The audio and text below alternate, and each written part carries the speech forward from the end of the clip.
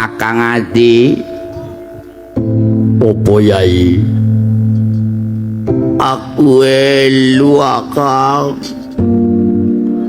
Ojo ya Yai. Ojo. Pun Kakang iki durung rampung kewajibane mboyong Dewi Citrawati. Kaunjukake katur Prabu Arjuna Sasrabau. Apa dupa rupa aku elek apa Kang? Ngene Kang, mengko umpamane kowe kuwi isin tak terekke karo aku mengko mlakune mbrangkang ya Kang. Terus aku kulune cencangen nganggo tali. Kowe engko ngaku yen aku iki ngon-ngonmu ya Akang.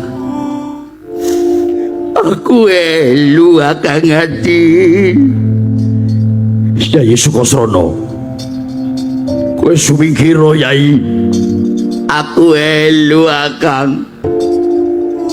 Senajan kowe duweni panemu tumraping sela selaning apesku Yai. Nanging pun Kakang durung lega nemoni kowe lan ngejak kowe sowan ning ngabiyantaraning Prabu Arjuna Sasrabau.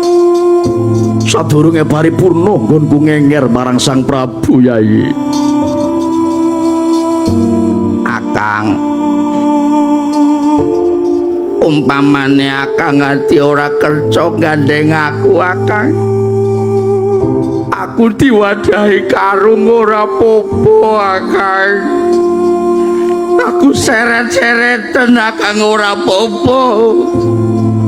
Mengko yen ana sing takon kuwi apa, Akang Ati iso ngendika kuwi batang asu Kakang.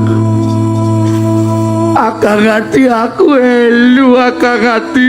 Aja ya Dik.